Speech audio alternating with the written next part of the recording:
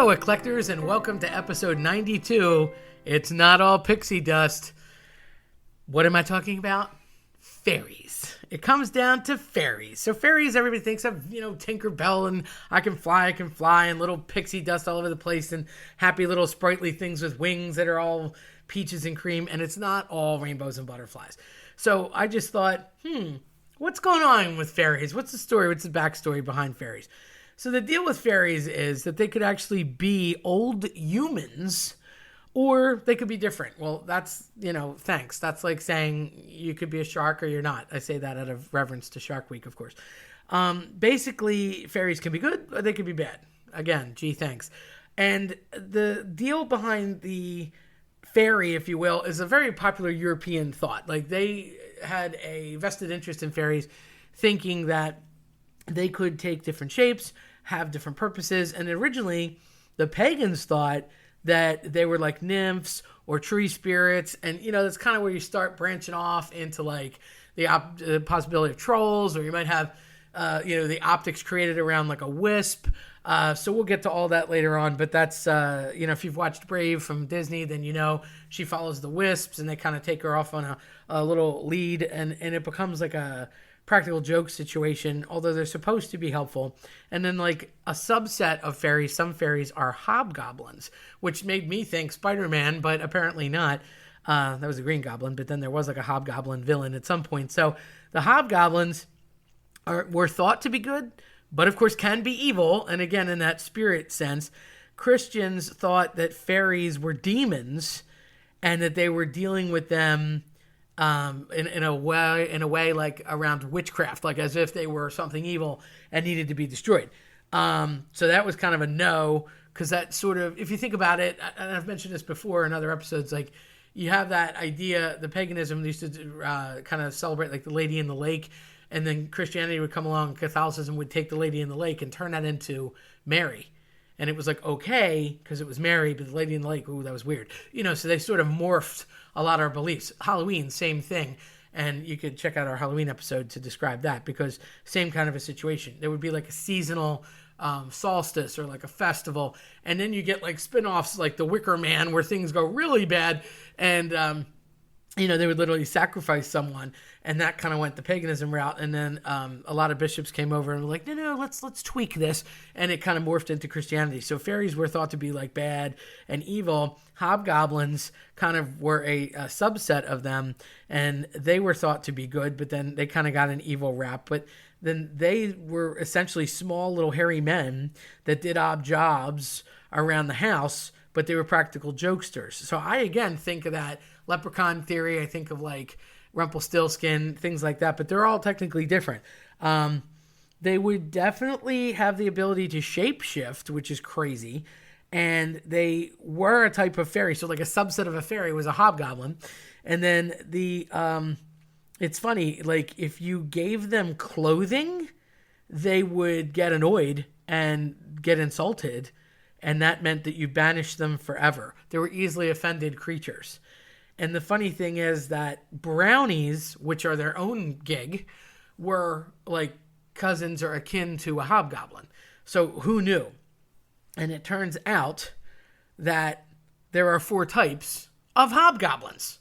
So they literally fell into Billy Blind was a type of hobgoblin. And his theory was that he would help humans with information, not stuff and not doing work, but he would help humans with information. He would provide you, the blind leading the blind, that theory, or people would say things like that. Well, that was supposed to be to like inform you so you weren't so clueless about a task. Typically, it would be a thing where they could say that they would be cursed people or cursed individuals or cursed entities, I guess, for lack of better wording. If you were mean to them, they got easily offended and they would like leave a curse on you. But these guys, the Billy Blind types, were supposedly helpful to children in getting rid of whooping cough, which was rampant at the time, because you're going back. It's very Anglo-Saxon beliefs. You're talking about Europe, but specifically England, Scotland, Wales. It's kind of where this is concentrated. You see it sprinkled throughout Europe, but it's pretty much an Anglo-Saxon thought. So that's the Billy Blind type of hobgoblin. The second type is blue birches. Now, blue birches was a prankster, and he lived in a cobbler's house, totally a shapeshifter, and he was basically able to go into 4 styles of person or thing. So he could appear as a white horse, a black pig, a frumpy old man with blue pants, which is funny because breeches was another old school way to say pants, pantaloons and breeches and things like that. But he's blue birches. So I'm wondering if that's not an offset play or misspelling of the word breeches, meaning pants, but oh well. He could also appear as a wisp of blue smoke. And that's where you first start to see the wisps get introduced here. And again, that's kind of an Anglo-Saxon belief. If you've watched Brave, she follows the little wisps, and they're kind of mischievous. They take her to the wrong spot. Her mom turns into a bear. Spoiler alert, everything works out in the end. Classic Disney. But, hey, someone has to die. The third type of hobgoblin is a robin roundcap. And he is supposed to be haunted Spaldington Hall of Yorkshire, very British, so very specific spot in England, and he would help thresh corn, but was often very mischievous and did not tend to his work.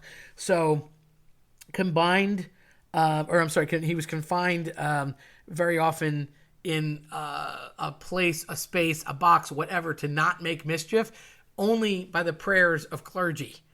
But he was specific to Yorkshire, so they say. So that was Robin Roundcap's issue. There was supposedly a man of a close name that was like a murderous type, and they would often conflate the hobgoblin with the actual person who had a similar name, but that was not the situation.